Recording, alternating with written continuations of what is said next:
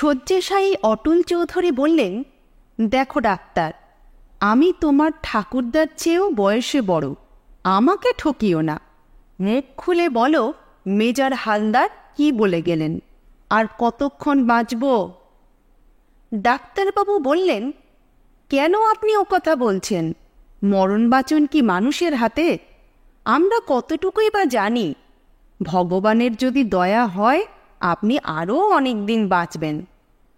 বাঁচিয়ে রাখাই কি দয়ার লক্ষণ? তোমাদের কাজ শেষ হয়েছে, আর জ্বালিও না। এখন ডাক্তারি ধাপ্পাবাজি ছেড়ে দিয়ে সত্যি কথা বলো। মরবার আগে আমি মনে মনে একটা বোঝাপড়া করতে চাই। বেশ তো, এখনই করুন না, 2-10 বছর আগে করলেই বা দোষ কি? তুমি ডাক্তারিই শিখেছ, বিজনেস শেখনি। আরে, বছর শেষ না হলে কি সালতামামি হিসেব নিকেশ করা যায়? ঠিক মরবার আগেই জীবনের লাভ লোকসান খতাতে চাই, অবশ্য যদি জ্ঞান থাকে। এমন সময় পুরুত ঠাকুর হরিপদ ভট্টাচার্য এসে বললেন, কর্তাবাবু, প্রায়শ্চিত্তটা হয়ে যাক, মনে শান্তি পাবেন। কেন বাপু, আমি কি মানুষ খুন করেছি, না পরস্ত্রী হরণ করেছি, না চুরি ডাকাতি, জাল জুয়া চুরি আর মাদুলির ব্যবসা করেছি? হরিপদ জিভ কেটে বললেন, ছি ছি, আপনার মতন সাধু পুরুষ কজন আছেন? তবে কিনা সকলেরই অজ্ঞানকৃত পাপ কিছু কিছু থাকে, তার জন্যই প্রায়শ্চিত্ত। দেখো ভট্টাচার্য, আমি ধর্মপুত্র যুধিষ্ঠির নই। ভদ্রলোকের যতটুকু দুষ্কর্ম না করলে চলে না ততটুকু করেছি, তার জন্য আমার কিছুমাত্র খেদ নেই, নরকের ভয়ও নেই। তবে প্রায়শ্চিত্ত করলে তোমরা যদি মনে মনে শান্তি পাও তো করতে পারো, কিন্তু এখানে নয়, নিচে পুজোর দালানে কর গিয়ে, ঘণ্টার আওয়াজ যেন না আসে। হরিপদ যে আজ্ঞে বলে চলে গেলেন। মনে মনে ভাবলেন, কি পাষণ্ড, মরতে বসেছে তবু ধর্মের মতি হলো না। অটলবাবুর পৌত্রী রাধারানী এসে বললে, দাদাবাবু, বৃন্দাবন বাবাজি তার কীর্তনের দল নিয়ে এসেছেন।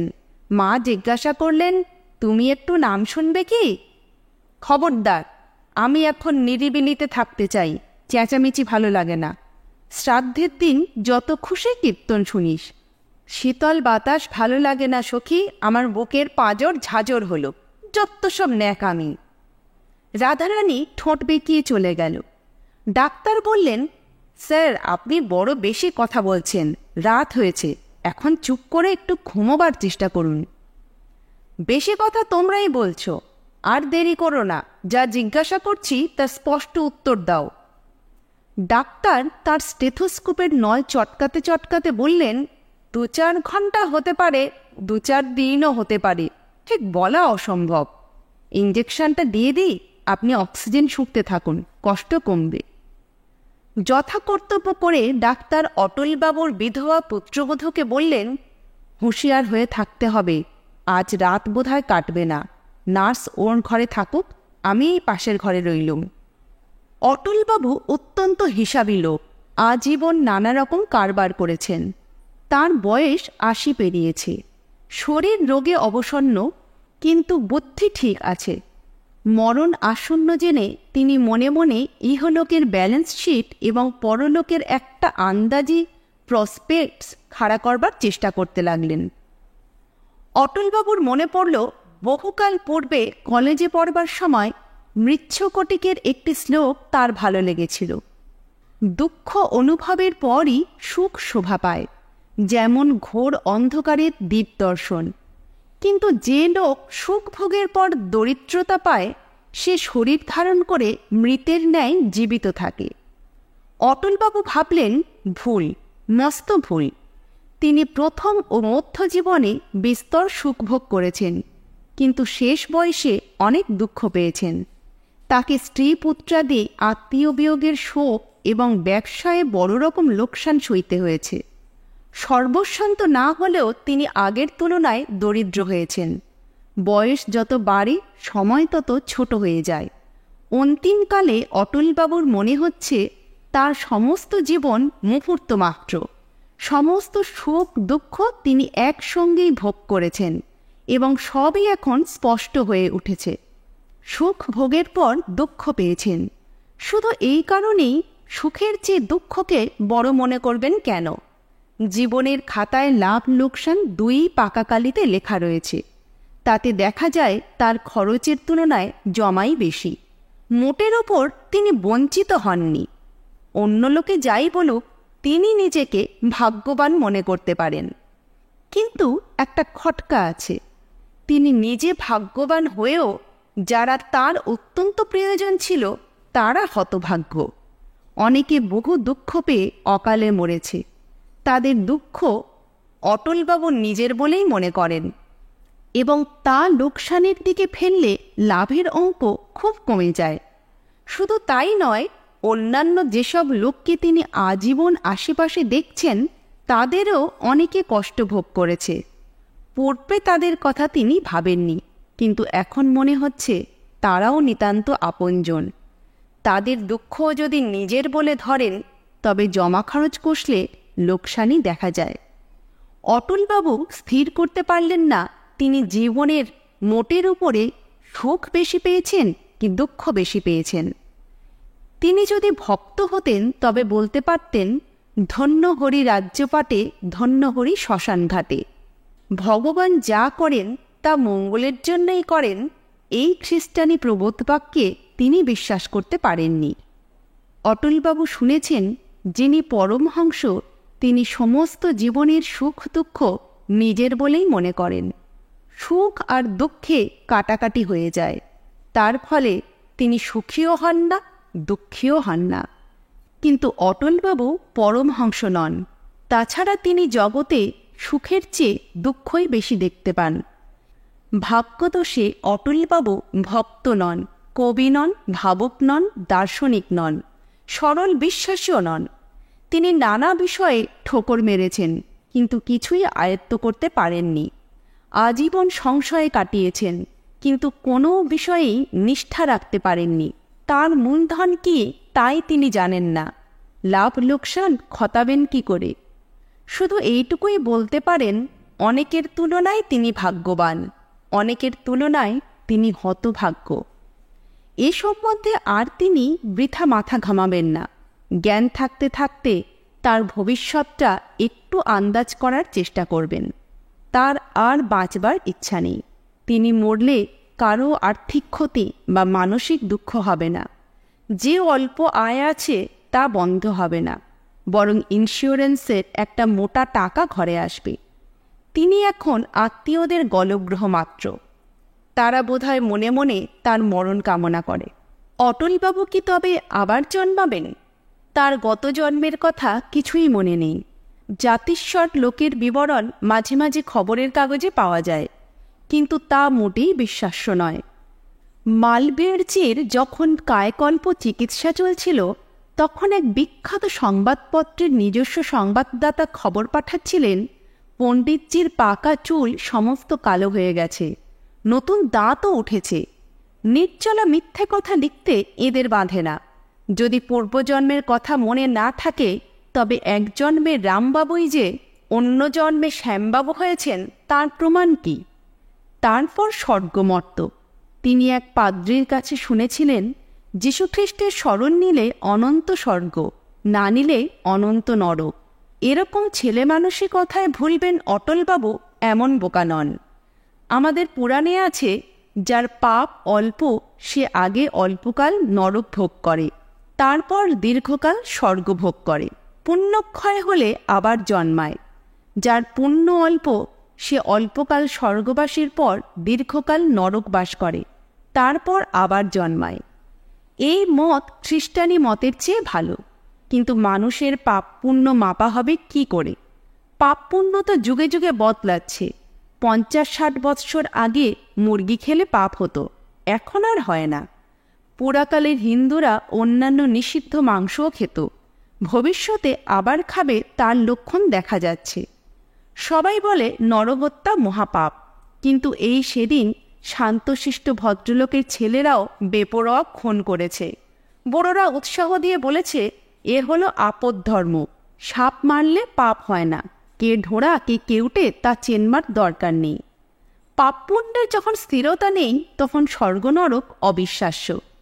তবে কি অটলবাবু স্পিরিচুয়ালিস্টদের পরলোকে যাবেন, যা স্বর্গও নয় নরকও নয়? আজকাল ইউরোপ আমেরিকার বৃত্তান্তের মতো পরলোক বৃত্তান্ত অনেক ছাপা হয়েছে। দুর্বল চিত্ত লোকে বিপদে পড়লে যেমন কবচ মাদুলি ধারণ করে, জ্যোতিষী বা গুরুর শরণাপন্ন হয়, তেমনি শান্তি প্রত্যাশায় পরলোকের কথা পড়ে। অনেক বৎসর পূর্বে অটলবাবু একটি অদ্ভুত স্বপ্ন দেখেছিলেন। এখন তা মনে পড়ে গেল। তিনি বিদেশে এক বন্ধুর বাড়ি অতিথি হয়েছেন। রাত্রিতে আহারের পর তার জন্য নির্দিষ্ট ঘরে শুতে যাবার সময় দেখলেন পাশে একটি তালা লাগানো ঘর আছে। শোবার কিছুক্ষণ পরে শুনতে পেলেন পাশের ঘরের তালা খোলা হলো, আবার বন্ধ করা হলো। তারপর অটলবাবু ঘুমিয়ে পড়লেন। একটু পরেই গোলমালে ঘুম ভেঙে গেল। পাশের ঘরে যেন হাতাহাতি মারামারি চলছে। অনেক রাত পর্যন্ত এই রকম চলল। অটলবাবু ঘুমোতে পারলেন না। পরদিন বাড়ির কর্তা তাকে বললেন, আপনার নিদ্রায় ব্যাঘাত হয়েছে, তার জন্য আমি বড় দুঃখিত। ব্যাপার কি জানেন, আমার একটি ছেলে অল্প বয়সে মারা যায়। তার গর্ভধারিণী রোজ রাত্রে থালায় ভর্তি করে তার জন্য ওই ঘরে খাবার রাখেন, কিন্তু ছেলে খেতে পায় না। তার পূর্বপুরুষেরা দল বেঁধে এসে খাবার নিয়ে কাড়াকাড়ি করেন। এই স্বপ্নের কথা মনে পড়ার পর অটলবাবু একটি বিভীষিকা দেখলেন। মনে হলো তার বাবা বলছেন, অটলা প্রণাম কর, ইনি তোর পিতামহ, ইনি প্রপিতামহ, ইনি বৃদ্ধ প্রপিতামহ, ইনি অতিবৃদ্ধ, ইত্যাদি ইত্যাদি। অটলবাবু দেখলেন তার বংশের অসংখ্য ঊর্ধ্বতন স্ত্রী পুরুষ প্রণাম নেবার জন্য সামনে কিউ করে দাঁড়িয়ে আছেন। ওই তাঁর 5 নম্বর পূর্বপুরুষ, প্রবল প্রতাপ জমিদার। মাথায় টিকি, কপালে রক্তচন্দনের ফোঁটা, গলায় রুদ্রাক্ষ, কাঁধে পৈতের গোছা, পায়ে খড়ম। দেখলেই বোধ হয় বেটা ডাকাতের সর্দার, নরবলি দিত। ওই উনি যার দাঁতে মিশি, নাকে নথ, কানে মাকড়ির ঝালর, পায়ে বাঁকমল, কোমরে গোট, অটলবাবুর অতিবৃদ্ধ প্রমাতামহী। ও নিশ্চয়ই ডাইনি, সতীনপোকে বিষ খাইয়ে মেরেছিল। দলের মধ্যে সাধু পুরুষ আর সাধ্যী স্ত্রীও অনেক আছেন, কিন্তু অটলবাবু তো ভালো মন্দ বেছে বেছে প্রণাম করতে পারেন না। তাছাড়া তার এত বয়স হয়েছে যে কোনো গুরুজন আর বেঁচে নেই, তিনি প্রণাম করাই ভুলে গেছেন। ছেলেবেলায় তিনি তার বাবাকে দেখলে হুঁকো লুকোতেন, কিন্তু এখন এই পঙ্গপালের মতন পূর্বপুরুষদের খাতির করা তার পক্ষে অসম্ভব। তার প্রিয়জন এবং অপ্রিয়জন পাশে এসে দাঁড়িয়েছে। কেউ হাসি মুখে, কেউ ছলছল চোখে, কেউ ভ্রুকুটি করে তাকে দেখছে। শুধু মানুষ নয়, মানুষের পিছনে অতি দূরে জন্তুর দলও রয়েছে। পশু, সরীসৃপ, মাছ, কৃমি, কীট, কীটাণু পর্যন্ত। এরাও তার পূর্বপুরুষ, এরাও তার জ্ঞাতি। সকলের সঙ্গেই তার রক্তের যোগ আছে। কি ভয়ানক! ইহলোকের জনকয়েক আত্মীয় বন্ধুর সংস্রব ত্যাগ করে তাকে কি পরলোকের প্রেতারণ্যে বাস করতে হবে? ওখানে সঙ্গীরূপে কাকে তিনি বরণ করবেন, কাকে বর্জন করবেন?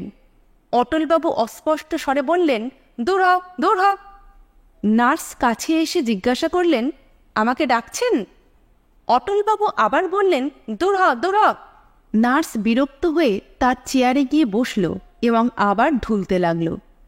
বিকারের ঘোর কাটিয়ে অটলবাবু ভাবতে লাগলেন, পুনর্জন্ম নয়, স্বর্গ নয়, স্পিরিচুয়াল প্রেতলোকও নয়, কোথায় যাবেন? মৃত্যুর পর দেহ পঞ্চভূতে মিলিয়ে যায়। দেহের উপাদান পৃথিবীর জড়বস্তুতে লয় পায়। মৃত ব্যক্তির চেতনাও কি বিরাট বিশ্ব চেতনায় লীন হয়? আমি অটল চৌধুরী, এই বোধ কি তখনও থাকবে? অটলবাবু আর ভাবতে পারেন না, মাথার মধ্যে সব গোলমাল হয়ে যাচ্ছে। শেষ রাত্রে অটলবাবুর নাড়ির নিঃশ্বাস আর বুক পরীক্ষা করে ডাক্তার বললেন, ঘণ্টাখানেক হলো গেছেন। আশ্চর্য মানুষ, হরিনাম নয়, রাম নয়, তারক ব্রহ্ম নাম নয়, কিছুই শুনলেন না। ভদ্রলোক লাভ লোকসান কষতে কষতেই মরেছেন। বোধহয় হিসেব মেলাতে পারেননি।